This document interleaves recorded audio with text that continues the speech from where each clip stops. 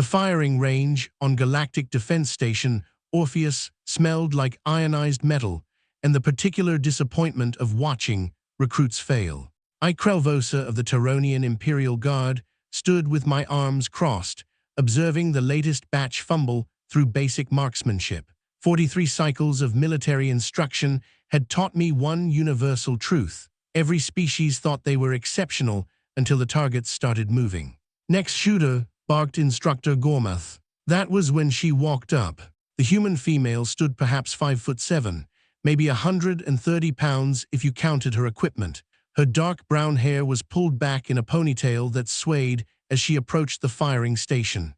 Her name tag read, Tors M. What caught my attention was not her small stature. It was the rifle. The weapon looked like someone had bolted a communications array to a standard issue frame, then added optics that belonged on an observatory telescope. A bipod extended from the front. Strange cylindrical devices protruded from mounting points I did not recognize. The scope alone probably cost more than my ceremonial armor. Recruit Vin, beside me in the observation booth, let out a whistling laugh through his breathing slits. "Look at the human's toy. Did she raid a supply depot?" "Compensation," muttered Sergeant Thax, a four-armed Rigelian. "Weak species always bring the fanciest equipment." I said nothing, but my mandibles clicked. Maya Tors began setting up her position, deployed the bipod, adjusted it, readjusted it, checked it again, pulled out a small electronic device and aimed it downrange, consulted a worn notebook covered in handwritten calculations. "This is a timed qualification," Gormath announced. 4 minutes, 12 targets at varying distances, begin when ready." She did not rush. She settled behind her weapon with a deliberation that would have meant death in real combat. Humans lack the natural stability of a four-legged stance, yet she seemed to melt into the ground, becoming part of the surface. Vin leaned toward me, voice dropping to a whisper. 20 credits says she hits less than half. 30 says she requests a restart after the first miss, Thax added. I studied the human more carefully. Something about her stillness felt wrong. Not wrong, different, predatory, but humans were not predators. Omnivores, scavengers, persistence hunters at best. No claws, no fangs, no armored skin. "Ready," Maya said. "Come." The first target appeared at 200 meters. Standard pop-up silhouette, 3 seconds exposure, easy. The sound that erupted from her rifle was unexpected, not the sharp crack of a standard kinetic weapon, a deeper report, the kind that punched the air itself. Before my secondary eyelids could fully blink, the target registered a perfect centermass hit. Target 2 appeared immediately, 300 meters, angled position. The rifle barked again, hit. Vin's whistling stopped. Targets 3 through 5 appeared simultaneously at varying distances between 150 and 400 meters. Maya's movements became fluid. Acquire, breathe, press, cycle. Acquire again. 3 shots, 3 hits, all center mass. "Lucky," Thax muttered, but his secondary arms had stopped gesturing.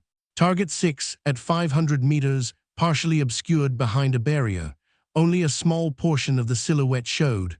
Maya fired, hit. Targets 7, 8, 9, distances now pushing 600 meters. Some appeared for only 2 seconds. Crack, crack, crack, hit, hit, hit. I found myself leaning forward. The human was not simply shooting. She was reading the environment. Before each shot, her breathing would pause, her body would settle. The weapon would discharge at what seemed like the exact optimal moment. Target 10 flashed onto the range at 700 meters, a distance where atmospheric conditions, projectile drop, and a dozen other factors turned shooting into advanced mathematics. Maya consulted nothing, no computer, no heads-up display, no targeting assistance. She made a minute adjustment to her scope, settled, fired. The target registered a hit in the primary scoring zone. "Impossible," Vin said flatly. "The wind variance alone at that distance." "She is compensating manually," I heard myself say. "Look at her barrel position before each shot. She is adjusting for conditions in real time." Target 11 appeared at 800 meters, moving laterally at combat speed. This target was designed to humble overconfident recruits. Most shooters never reached this far. Maya tracked the movement. Her rifle followed smoothly, almost lazily. For a moment that stretched too long, she did not fire. The target continued its lateral movement, eating up her available time. Then, in the half-second before it would have disappeared, she pressed the trigger.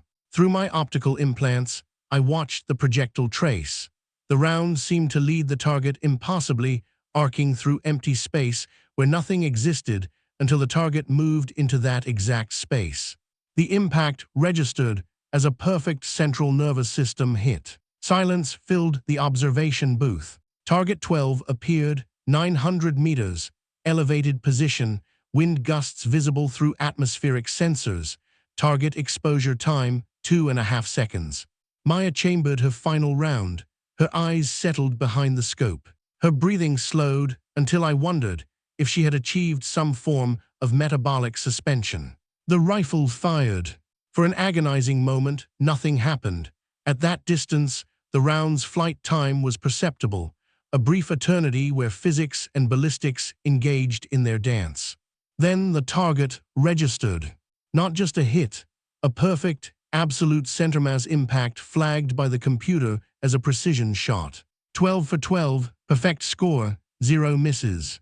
Maya stood, cleared her weapon with practiced efficiency, turned toward the booth where Gormath stood with his jaw hanging open. Qualification complete, sir. Gormath stared at his tablet, then at Maya, then back at his tablet. This must be a system error.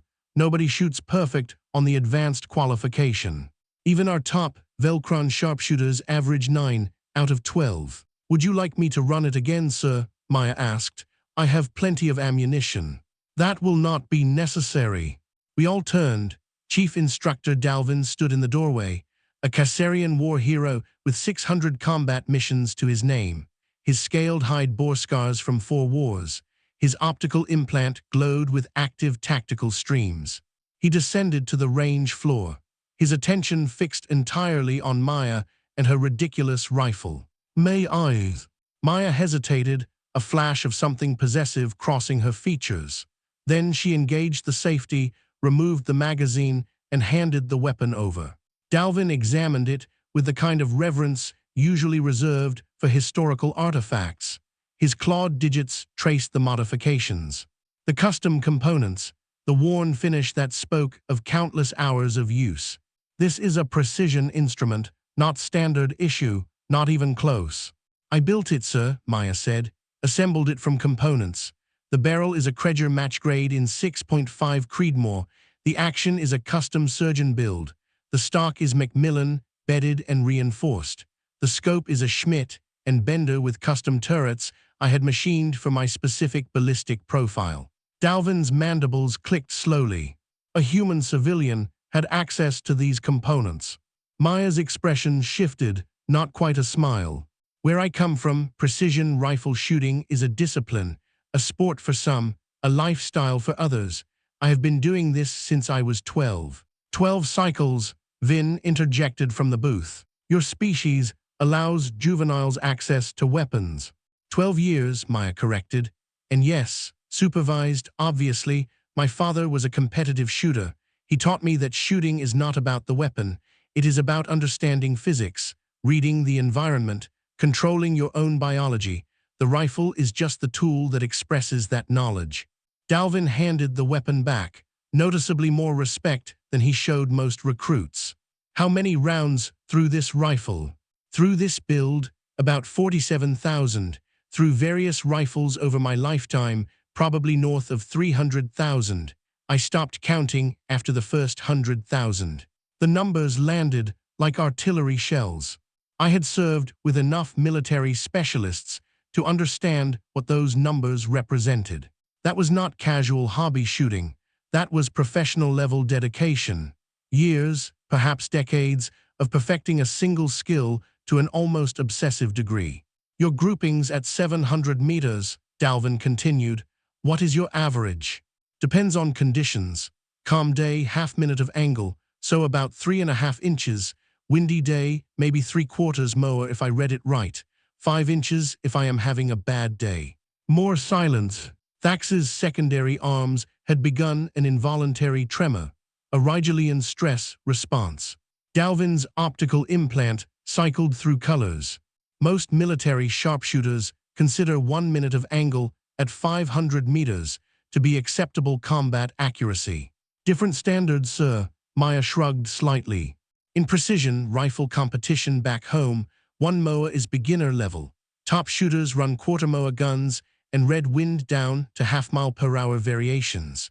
When your competition is decided by fractions of an inch at 1,000 yards, you either get very good or you go broke buying ammunition while getting humiliated. She said it without arrogance, just stating facts, which somehow made it worse.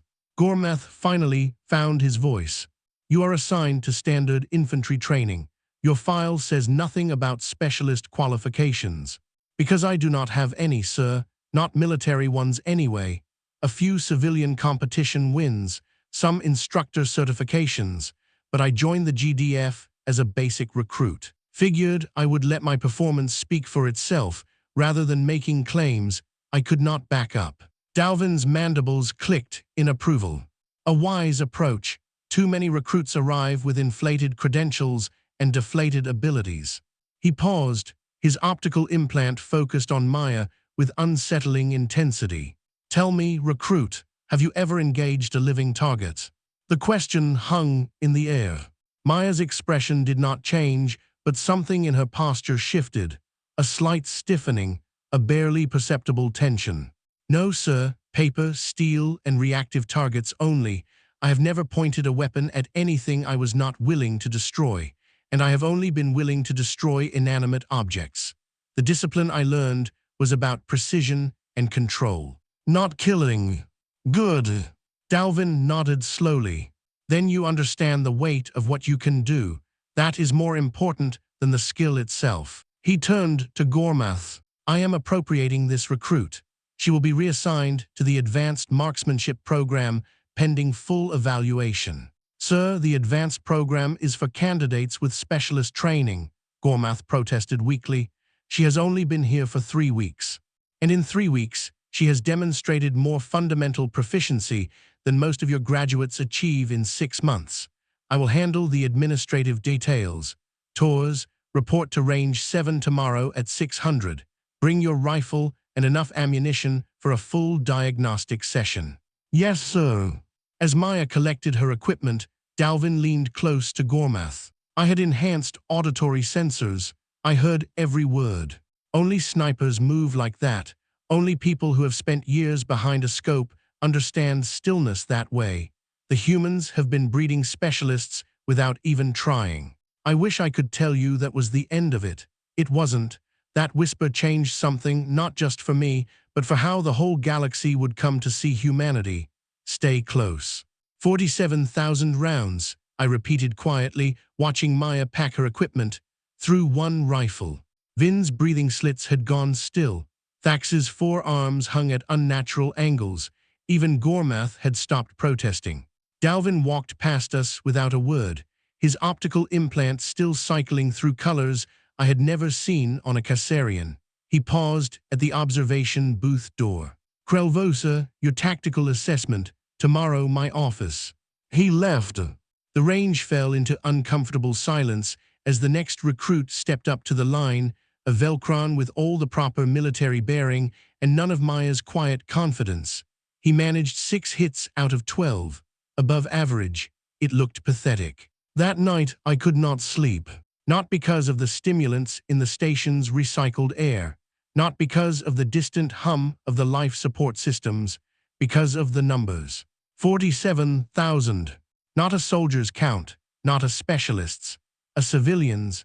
A human who had chosen, repeatedly, obsessively, to spend her personal resources on becoming better at a skill most species reserved for their most elite warriors. I accessed the human cultural database, something I had never bothered to do before. The terminal in my quarters flickered to life. I typed marksmanship, civilian, competition. The results made my secondary eyelids snap shut. Footage from something called the Precision Rifle Series Championship. Humans engaging targets at distances exceeding 2,000 meters, not military snipers, civilians, accountants, electricians, retail workers, people who paid their own way to spend weekends lying in dirt, reading wind currents, and calculating bullet trajectories. For trophies, for points, for fun. I watched a video of a human female, younger than Maya, maybe 16 cycles, hit a target at 1,700 meters. She adjusted for the Coriolis effect, the curvature of her own planet. She did the math in her head, while her spotter called wind changes over a radio. Then she stood up, shook hands with her competitors, and ate a sandwich. What kind of species does that? I closed the terminal, opened it again, searched deeper. The data was worse than I feared. Competition shooting in human culture spanned hundreds of years. They had refined it into disciplines: Bencrest, F-Class, PRS, NRL, Olympic smallbore, metallic silhouette, cowboy action, three-gun, each with its own equipment, its own rules, its own obsessive subculture. They had magazines dedicated to the science of bullet flight. They had podcasts about wind-reading techniques. They had YouTube channels, a human video platform, where hobbyists posted tutorials on building rifles that could hold sub-quarter-minute accuracy. One video showed a man in a garage machining his own barrel from a blank piece of steel. He explained the process in the same tone someone might use to describe baking bread. A quarter-mower rifle is about consistency, he said, wiping grease off his hands. Same action, same barrel harmonics, same ammo lot. You don't need military funding, you just need patience. Patience. They had turned patience into a weapons system. I found Dalvin's office before my scheduled meeting. The door was open. He sat behind a desk covered in weapons components, his optical implant connected to a tactical display. Close the door. I obeyed. Your assessment, he said, no preamble. I stood at attention. Tyronian military protocol demanded it, even here. The human recruit, TORS, demonstrates marksmanship proficiency exceeding GDF Tier 2 standards. Her round count indicates approximately 8 years of dedicated practice. Her ability to manually compensate for environmental variables suggests training beyond standard competition, possibly mentorship from an experienced shooter. Her father, Dalvin said, I checked. Career competitive shooter, not military, never military. She learned from a civilian who learned from civilians. I processed that. So her skill is not unique. Not even close. Dalvin pulled up a holographic projection. Earth, 8 billion human population markers. I ran the numbers. If 0.1% of their population possesses marksmanship skills comparable to TOR's, that is 8 million individuals. 8 million potential precision shooters. The number hung in the air between us. Most of them have never held a military weapon, Dalvin continued, but they have held civilian equivalents. They understand ballistics, wind compensation, trigger control, breathing discipline. They have spent years, in some cases decades, refining these skills. For recreation, yes, Dalvin's mandibles clicked. We have spent 400 cycles building military doctrines around physical advantages, strength, speed, armor, technology. We assumed species without those advantages would fill support roles. Humans have physical disadvantages, I said. They do, but they have spent thousands of years figuring out how to kill things that are bigger, stronger, and more dangerous than themselves, from a distance, with tools they built themselves. I thought about Maya's rifle, the custom action, the hand-machined turrets, the notebook full of ballistic calculations. She built that weapon to extend her capabilities to their absolute maximum, then trained until she could use every fraction of performance it offered. Exactly, Dalvin's optical implant dimmed. And if human military doctrine follows the same pattern, if they approach warfare with the same obsessive refinement they apply to their hobbies, then we have underestimated them, catastrophically. He pulled up another projection, casualty estimates, theoretical scenarios where human snipers were deployed in asymmetric engagements. The numbers were disturbing. One well-positioned human specialist could influence an entire battlefield without ever being detected. And if they worked in teams, if they coordinated, the math shifted even further. They are not stronger, Dalvin said. They are not faster, but they are willing to dedicate absurd amounts of time and resources to becoming exceptional at very specific tasks. They turn limitations into specializations. I returned to the firing ranges the next morning, not because I had to, because I needed to understand. Range 7 existed in a different reality than the standard qualification courses. Located in the station's eastern quadrant, it stretched across 12 kilometers of variable terrain, complete with atmospheric simulators, elevation changes, and environmental hazards that would make most recruits question their career choices. This was where the GDF trained its precision specialists, the shooters who could terminate hostile targets before conventional forces even knew combat had begun. I arrived at 5:30, 30 minutes before Maya's scheduled evaluation. Dalvin stood at the control station, manipulating holographic displays that showed the entire range layout. He noticed my approach, but said nothing, simply gesturing toward an observation position. "You are early, Krelvosa. I wish to observe, sir, if permitted." "Permitted. In fact, I would value your tactical assessment. You have combat experience in asymmetric warfare scenarios. Tell me what you see." What I saw moments later was Maya arriving with her rifle case and a backpack that probably weighed half her body mass. She wore standard utility fatigues. Her hair was again pulled back in that simple ponytail.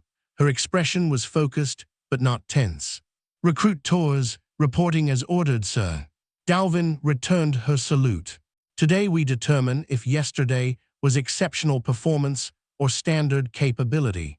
You will engage targets at distances from 300 to 1,500 meters under various conditions. You will have limited time to calculate solutions. You will face scenarios designed to break concentration and test decision-making under pressure." "No questions, sir. Ready when you are." Dalvin pulled up the first scenario. Target Alpha, distance 420 meters, wind variable, gusting from southwest at 8 to 15 miles per hour. Target exposure 5 seconds. Engage when ready. Maya dropped into position with that same unsettling fluidity. Bipod deployed, scope settled, she chambered a round. For perhaps 3 seconds, she remained absolutely motionless. Then she fired. The target registered a hit in the primary elimination zone. Center mass slightly left to compensate for wind drift, Dalvin noted. Time from position to shot, 3.2 seconds, acceptable. Target beta, distance 670 meters. Wind calm, target partially obscured behind barrier, only head and upper torso visible. Assess and engage. Maya adjusted her position fractionally, 4 seconds, another perfect hit. Target gamma, distance 940 meters. Wind crosswind from east, 12 miles per hour sustained. Target moving left to right at walking speed. You have 8 seconds. I watched her breathing pattern change. She settled deeper into her position, tracking the target's movement. 6 seconds, 7. At 7.5, her rifle barked. The target registered a hit, just as it reached the edge of its travel zone. "Adequate," Dalvin said. His tone suggested he meant considerably more. "Now we increase difficulty. Multiple targets will appear simultaneously at various distances. You will prioritize based on threat assessment protocols. Targets designated red are high value, yellow are medium value, blue are low value. Your ammunition is limited. Choose wisely." The range erupted with targets. 12 of them scattered across 1,000 meters of varied terrain, 3 red, 4 yellow, 5 blue. Maya did not panic. She did not rush. Instead, she took 2 seconds to scan the entire field through her scope, then began engaging in a sequence that took me a moment to understand. She started with the furthest red target at 1,300 meters, the most difficult shot, the one most shooters would save for last if they attempted it at all. She fired, cycled her bolt, immediately acquired the second red target at 900 meters, fired again. The third red target appeared at only 400 meters, almost insultingly close after the previous shots. She put a round through it in less than 2 seconds. Then she methodically worked through the yellow targets, prioritizing by distance and exposure time rather than simple proximity. The blue targets she ignored completely until all higher-value threats were eliminated. Total time, 41 seconds. Total rounds expended, 9. Total hits, 9. Dalvin's mandibles clicked rapidly, extreme approval in Kassarian body language.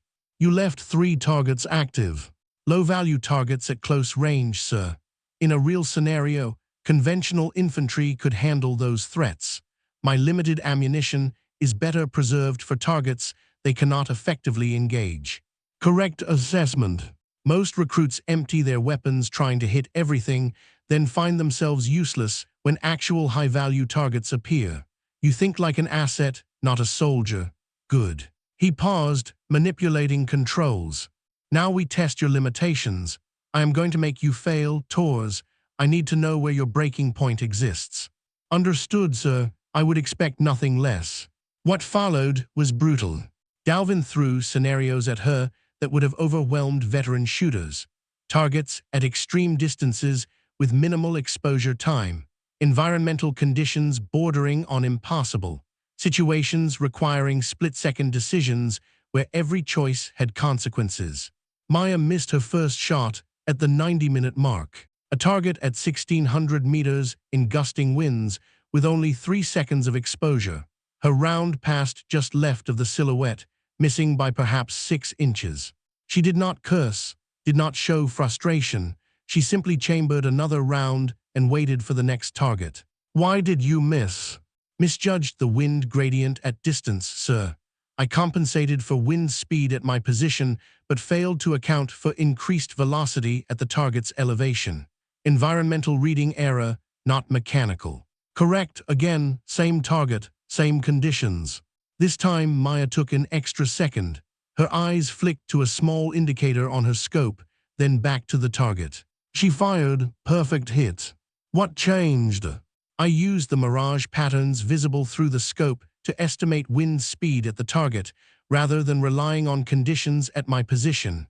More accurate data input, better solution. Dalvin's optical implant cycled through colors.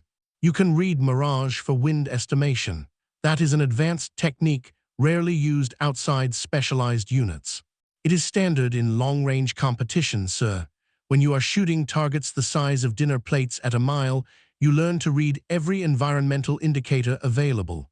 Mirage, vegetation movement, dust patterns, even the way your own heat waves interact with the sight picture. Everything tells you something. I found myself leaning forward. This human spoke about reading an environment with the same intensity my species used when discussing territorial conquest. The evaluation continued for another hour.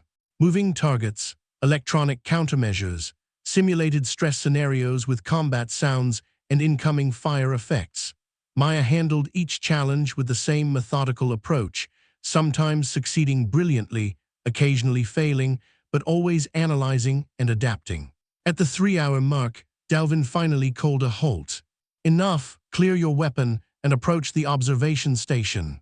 Maya complied. Her movements showed the first signs of fatigue. Maintaining absolute stillness and concentration for 3 hours took a physical toll, regardless of species. When she reached the station, Dalvin pulled up a holographic display showing her complete performance metrics. 87% hit rate across all scenarios. Average time to first shot, 3.8 seconds. Longest successful engagement, 1,460 meters. Decision-making score, 92% optimal choices. He let the numbers settle. These would qualify you for immediate placement in our Tier 2 sniper program.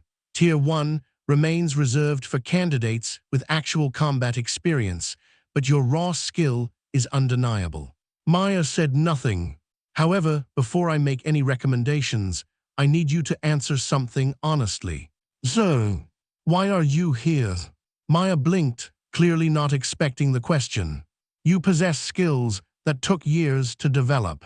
Skills with no practical civilian application in human society, unless I am misinformed. You could have remained on Earth, competed in your sport, lived comfortably.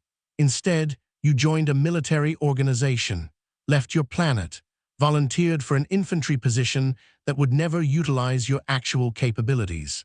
She was silent for a long moment. Why? Maya looked at the floor for a moment. When she looked up, her face was different, softer, not less dangerous, just human. Because precision rifle shooting taught me something, sir. Dalvin waited. It taught me that humans are not naturally gifted at very much. We are not the strongest, not the fastest, not the toughest.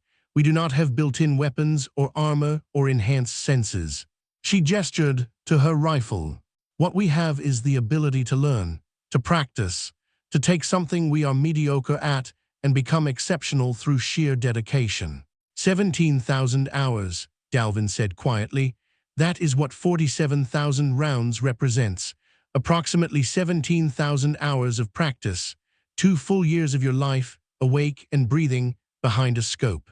Closer to 3 years if you count dry firing at home, reading wind without shooting, analyzing my own mistakes. Why? My father started me when I was 12. He was not a soldier either. He was a machinist who loved shooting. He said something to me once that I never forgot. She paused. He said, Maya, the world is full of people who were born better than you.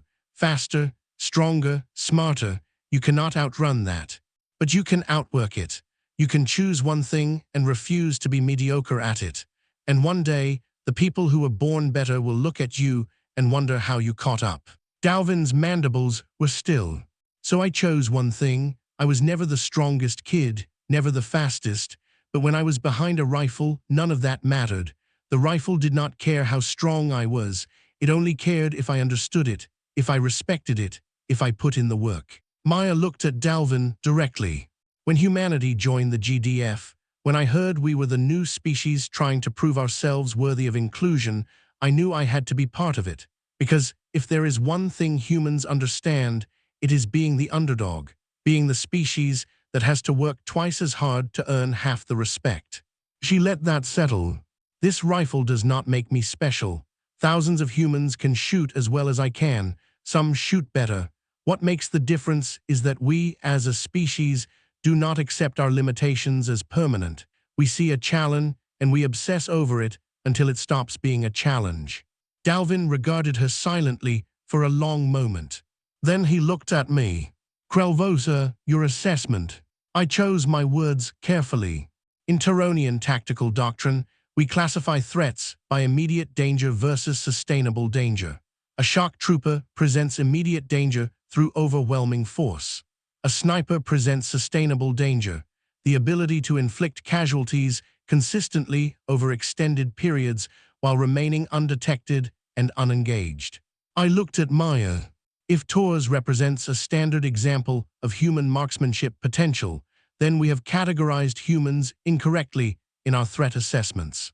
Explain, Dalvin commanded. We assumed humans would fill support roles, technical positions, areas where their lack of physical advantages would not matter. But if their cultural development has produced a population with widespread familiarity with precision weapons, if they have literally millions of civilians who practice marksmanship as recreation, then they represent a strategic asset we did not anticipate. I paused. Not as frontline troops, as force multipliers. One human sniper positioned correctly could influence an entire battlefield without ever being detected. Maya looked uncomfortable with the analysis, but she did not contradict it. Dalvin's mandibles clicked. An astute observation. The Galactic Defense Force has operated for 400 cycles under certain assumptions about how different species contribute to military effectiveness. Humans have been here for less than 10 cycles. We placed them where we thought they would fit, not where they might excel. He turned back to Maya. You are reassigned, effective immediately. You will join the Advanced Reconnaissance Training Program. Your skills will be documented, analyzed, and used to develop new training protocols. You may also be asked to instruct other recruits, human and non-human, in precision marksmanship techniques. Just one question, sir. Will I see actual deployment, Or am I being turned into a training curiosity? Dalvin's expression shifted into what I recognized as a predatory smile. Oh, you will deploy tours. The galaxy is a dangerous place, and specialists with your capabilities do not sit in classrooms for long. But first, we need to understand if you are an anomaly, or if humanity has been hiding an entire military doctrine in plain sight, disguised as sporting competitions and civilian hobbies. Maya shook her head slowly. I am not an anomaly, sir. I am just someone who took a hobby seriously. Back home, there are competition shooters who make me look like a beginner. There are hunters who have been reading wind and estimating range since they were children. There are military veterans who forgot more about fieldcraft than I will ever learn. She met his gaze. If you want to see what humans can really do, wait until some of them start arriving with actual combat experience. Combined with our cultural background in marksmanship, the implications settled over the observation station like a heavy gravity field. I thought about Earth, 8 billion humans. If even a tiny fraction possessed skills comparable to Maya, if even 0.1% had spent years refining their ability to place projectiles with precision, that was 8 million potential snipers. 8 million individuals who could influence battlefields from distances where conventional forces could not respond. 8 million quiet, patient, dedicated shooters who treated killing at long range as a solvable problem, not an impressive feat. Dalvin seemed to be having similar thoughts. Dismissed. Tours report to Building 7, Room 312, tomorrow at 800 for in-processing into the advanced program. Bring your gear and prepare for an extended training cycle. Yes, sir. Thank you, sir. She saluted, collected her equipment, departed with the same unpretentious efficiency she had displayed throughout. After she left, Dalvin turned to me with an expression I had never seen on his scarred features. Uncertainty, mixed with something that might have been concern. We marked her rifle setup, he said quietly. All those attachments, all that customization, we assumed it was compensation for inadequacy. But it was not compensation, it was optimization. She built that weapon to extend her capabilities to their absolute maximum, then trained until she could utilize every fraction of performance it offered. Yes, sir. And if human military doctrine follows similar patterns, if they approach warfare with the same obsessive refinement they apply to their hobbies, then we have underestimated them, catastrophically. He pulled up a star map showing human-controlled space. It was not impressive compared to the major powers, just a few dozen systems, a relatively new addition to galactic civilization. I am going to recommend a comprehensive review of human capabilities, not just military records, cultural analysis. If their civilians treat complex skills as entertainment, what does that tell us about their potential military applications? If a random recruit with no formal military training can perform at specialist levels, what happens when they start sending us their actual professionals? I had no answer. None of us did. 6 months passed. I did not forget about Maya tours, but the demands of the station, training cycles, tactical briefings, the endless bureaucracy of a multi-species military pushed her to the back of my mind. Until I saw her again. She stood at the center of Range 7, not as a recruit, as an instructor. The insignia on her collar was different now. Certified GDF Sniper Instructor. She wore the same utility fatigues, the same ponytail, the same calm expression. But something had changed. She was leading a class of 20 recruits. 15 of them were non-human. I stopped to observe. The recruits looked skeptical, just as we all had. This small human was going to teach them advanced combat techniques. Then she took them to the line. The first thing you need to understand, Maya said, is that precision shooting is not about strength. It is not about having better eyesight or faster reflexes. It is about controlling variables. She picked up her rifle. Your weapon is a variable. Your ammunition is a variable. The wind is a variable. The temperature is a variable. Your own heartbeat is a variable. The goal is not to eliminate variables. You cannot. The goal is to understand them well enough that they stop being surprises. She looked at the recruits. The second thing you need to understand is that humans are not naturally good at this. We have no special eyes, no special hands, no special anything. We just refuse to stop practicing. A Rigelian recruit raised a hand. You expect us to believe that a species with no natural advantages became the galaxy's most dangerous marksman through stubbornness. Maya smiled, not a nice smile. I do not expect you to believe anything. Watch. She settled behind her rifle. A target appeared at the far end of the range, 1,800 meters, the kind of distance where most species did not even bother engaging. Maya did not consult a computer, did not check a range card. She looked at the target, looked at the wind flags scattered across the terrain, pressed her cheek against the stock. 3 seconds. She fired. The round struck the target, center mass. A second target appeared, same distance. Different angle, she fired again, hit. Third target, 1,800 meters, moving laterally across the range. She tracked, waited, fired. The round struck as the target reached the center of its travel zone. 3 shots, 3 hits. The Rigelian's arm slowly lowered. Maya stood up. That was not talent. That was 47,000 rounds of practice. That was my father teaching me to read wind when I was 12 years old. That was years of missing until I stopped missing. She gestured to the targets. You do not need to be human to shoot like this. You just need to be willing to be bad at something for a very long time, until you are not bad anymore. The skepticism was gone. The recruits leaned forward, suddenly eager to learn from this unassuming human who had just made the impossible look routine. I watched for another hour. Maya moved among the recruits, correcting grips, adjusting stances, explaining ballistic calculations in terms anyone could understand. She was patient, methodical, never raised her voice. But there was steel underneath the patience. Your breathing is wrong, she told a Velcron recruit. You are holding air in your lungs, that creates micro-movements. Exhale, let your body settle, then press the trigger. The Velcron tried again, hit the target. Better, now do it 50 more times, until you do not have to think about it.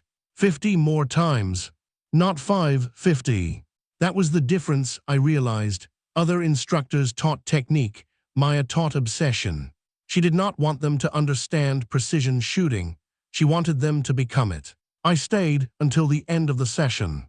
The recruits filed out, exhausted but focused. Some practiced breathing exercises as they walked. Others murmured ballistic calculations to themselves. Maya had changed them, not through intimidation or inspiration, through the simple weight of demonstration. She was packing her rifle when I approached. Recruit tours. She looked up. It's instructor tours now, actually, but you can call me Maya. I inclined my head. Krelvosa. I remember, you were in the observation booth during my qualification. Yes. Why are you here?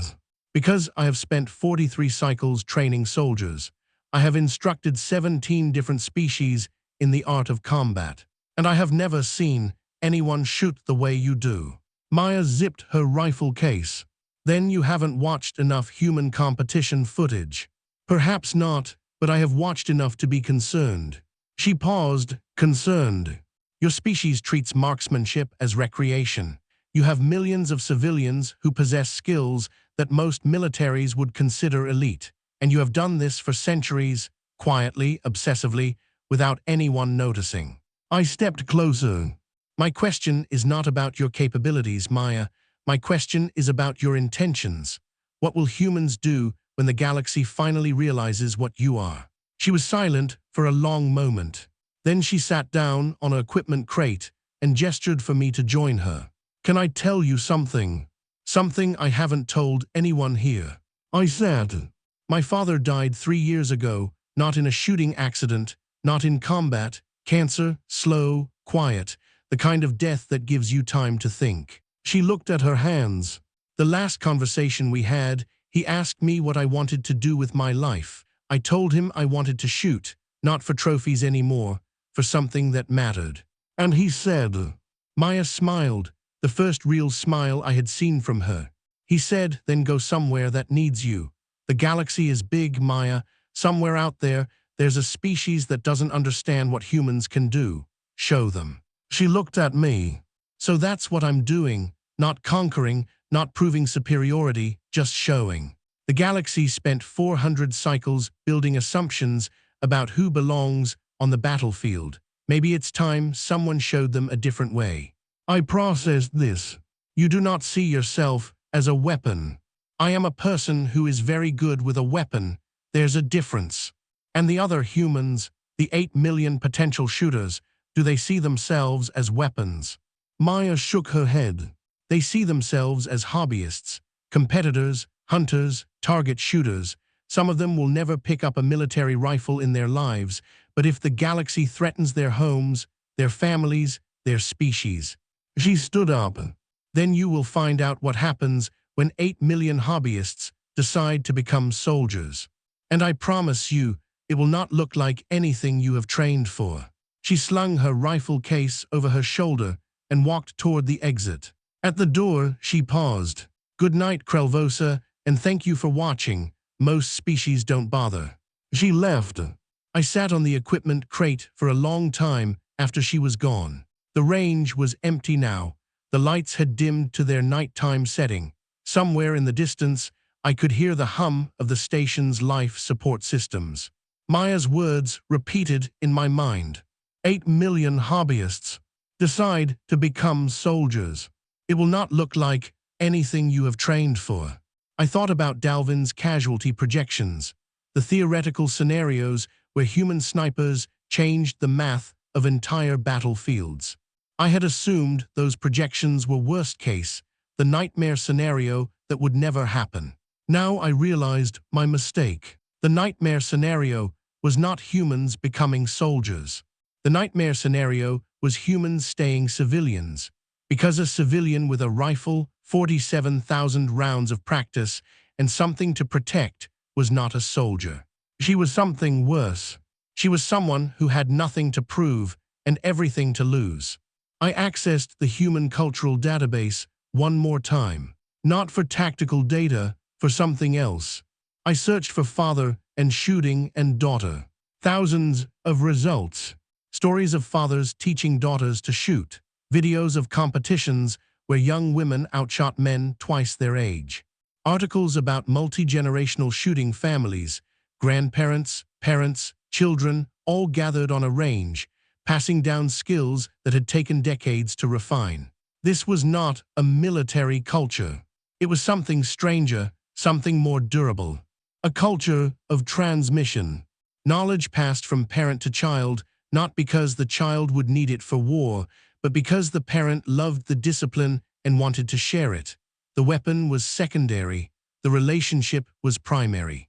And yet, that relationship, that love, that patience, that obsessive attention to detail, had produced the most dangerous civilian population in the galaxy.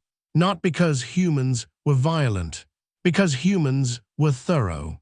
The next morning, I returned to Dalvin's office. He was reviewing training schedules, his optical implant cycling through data streams. He did not look up when I entered. Your assessment of Tors was correct, I said. I know. Her motivations are not military. She is not seeking glory or advancement. She is fulfilling a promise to her deceased father. Dalvin looked up. Does that make her more dangerous or less? I considered the question. More a soldier fights for orders. She fights for memory. Orders can be countermanded. Memory cannot. Dalvin's mandibles clicked slowly. That is what I was afraid of. He pulled up a holographic projection, a map of human-controlled space, 8 billion markers, each one a potential variable we had never accounted for. I have submitted my recommendation to command, a full cultural and tactical reassessment of human military potential. It will take years, maybe decades. And until then, Dalvin's optical implant dimmed. Until then, we watch, we learn, and we pray that the humans who join our military continue to be like Tors, patient, disciplined, reluctant to kill. He met my gaze. Because if the wrong human decides to become a soldier, if someone with her skills and none of her restraint. He did not finish the sentence. He did not need to.